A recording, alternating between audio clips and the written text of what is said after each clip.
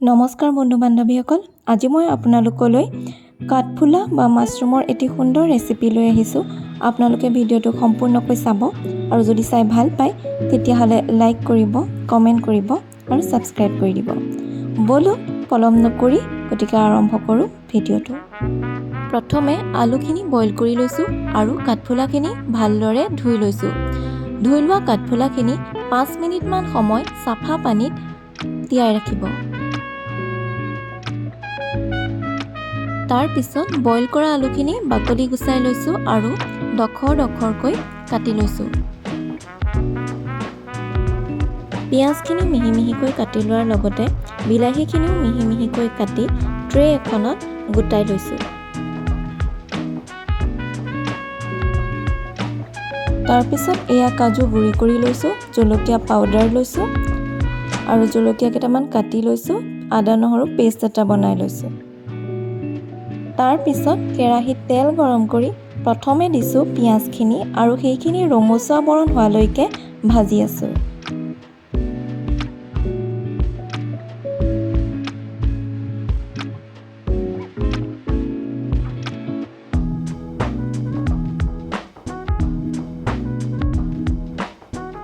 হালধি আৰু নিমখ আন্দাজমতে দিয়াৰ পিছত কাটি থোৱা আলুখিনি আমি সেই পিঁয়াজখিনিতে ফ্ৰাই কৰি ল'ম।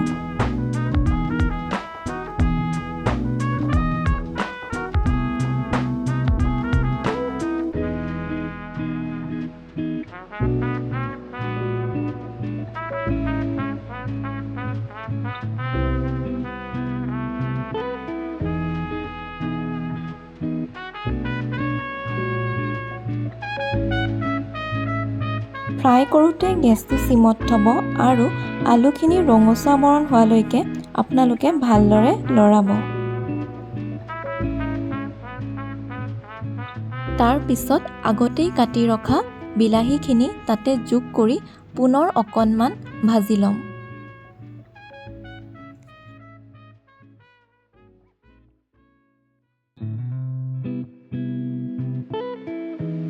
বিলাহীখিনি অকণমান সিজোতেই এতিয়া আদা নহৰু পেষ্টটো দি অকণমান লৰাম।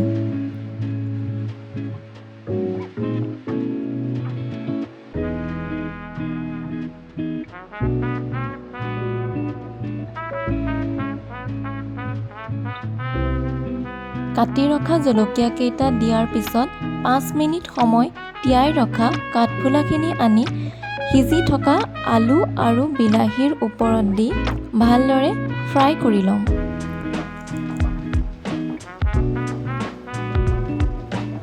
ৰেড চিলি পাউডাৰ দিলে কালাৰটো দেখিবলৈ ধুনীয়া হয়, গতিকে ৰেড চিলি মই অকণমান দিম, কিন্তু আপোনালোকে যদি জ্বলা কমকৈ খায় তেতিয়া ৰেড চিলি পাউডাৰখিনি এভইড কৰিলেও হ'ব।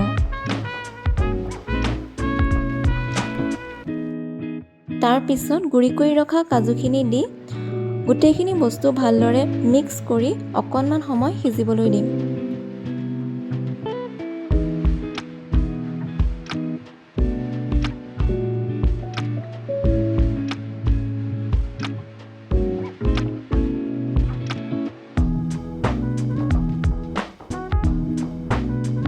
তাৰ পিছত গৰম পানী যোগ কৰি উতল আহিবলৈ দিম। উতল আহিলে আপোনালোকে ৰেচিপিটো সম্পূৰ্ণ হোৱা বুলি ধৰিবই পাৰে। এয়া দেখিছে মোৰ উতল আহিছে, গতিকে ৰেচিপিটো সম্পূৰ্ণ হ'ল আৰু এয়া পৰিৱেশনৰ কাৰণে ব্যৱস্থা কৰা হৈছে। আজিৰ ভিডিঅ'টো ইমানেই আছিল। আপোনালোকেও বনাই চাব ঘৰত। ভিডিঅ'টো চাই কেনেকুৱা পালে জনাবলৈ নাপাহৰিব। ধন্যবাদ।